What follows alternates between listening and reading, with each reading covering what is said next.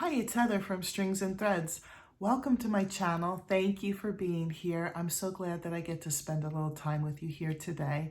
Thank you for watching my videos. Thank you for supporting my channel.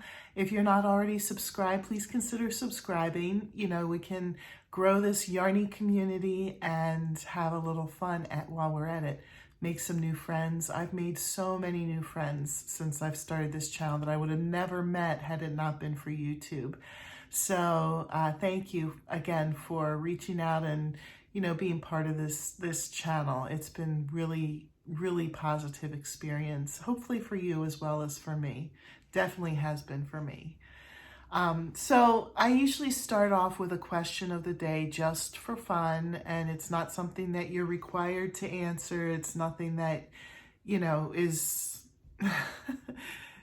whatever. If you're not comfortable with the question, don't answer it. I'm hopefully just asking, broad questions that aren't too personal. I just was thinking this could be something that we do for fun and to get to know each other. So if you don't want to answer, don't feel like you have to. It's just, again, just for fun. So today's question is, do you collect anything? And I think the closest that I come to collecting anything would be yarn. But even then, I've seen some of you guys' yarn, stashes, and I just don't have the space for anything like that. So I have this room that I'm in now, I share with my son. It's the one extra room in the house. And he builds Legos in this room, and then half the room I have, space for my crocheting stuff. So I have what I can fit in a tub in the closet. That's what I have for yarn.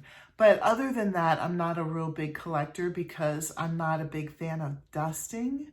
So I figure the more stuff you have, the more that you have to dust.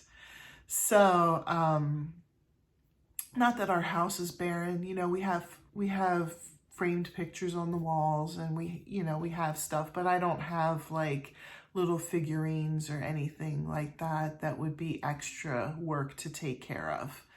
So anyway, I'll be curious to hear about you guys. So today I wanted to talk about a book that I've been working through, and I'll show you. It's called Potted Plant Edition, by Knot Monsters. There are 12 patterns, 12 amigurumi crochet patterns. And I've been enjoying going through this book. There's other books by Knot Monster. I don't know anything about the other books. I only ordered this one book. Those of you who have been watching me know that I picked this book because it was self-published, and I've self-published 4 books, so I wanted to support somebody else who had been self-publishing, and also because it was like the perfect project for what I had in mind. I wanted to make something small for each of my co-workers before Christmas. So I'm hopefully going to do that. I, at this moment, have 4 done, and I need to do, I think, 7 total. I have to double check that, but I think it's 7 that I would need. So I'm hopeful that they'll get done.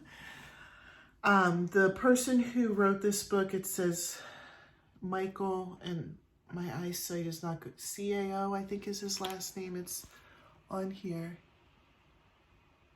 Hopefully that's not too blurry to see. He also has a YouTube channel called Knot Monster, and I'll link the book and his channel down below in my description. But I wanted you to know that I'm not affiliated with him. I'm not getting paid for this. I went on Amazon, and it was just random luck, that I picked this one because it was the project I was looking for. It was self-published. As far as I know, he doesn't know that I'm doing any videos about his stuff. I've listed it for several weeks now, and he hasn't said anything to me. So he probably doesn't even realize I'm doing that. So I'm not getting paid. If you buy the book, it would just be because you wanted to buy it. I wouldn't get any kickbacks from it or anything like that.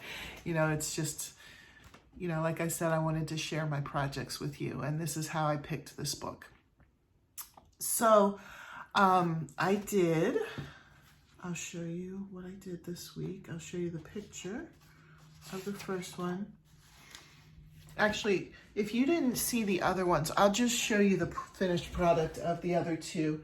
If you have been watching along, you've seen them. So I won't go into great detail about it, but I thought this was really cute. This was one that I had done. And then this was another one that I had done. So the projects are super cute. There's something you could put on your desk, something you could, you know, have as decoration somewhere in your house. They're really pretty. I did this one, which is bamboo this week. And I have not been putting the faces on him. He does have faces on all of them. I just feel like these are so nice. They don't need the face on them. You can kind of put them out, and if you're not sitting close to them, you might actually think they're real. I really like the way this turned out.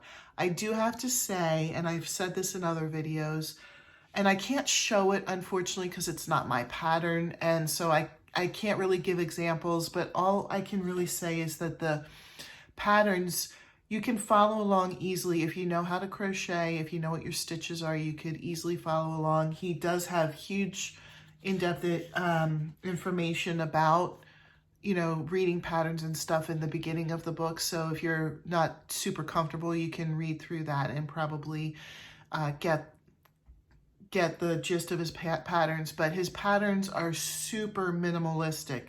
If you like detailed patterns, this is not detailed patterns. It's just, I've never seen patterns written so simply, and it's totally fine. You can follow along, especially if you know how to crochet. If you crocheted in a round before, you can, you know, it shouldn't be an issue.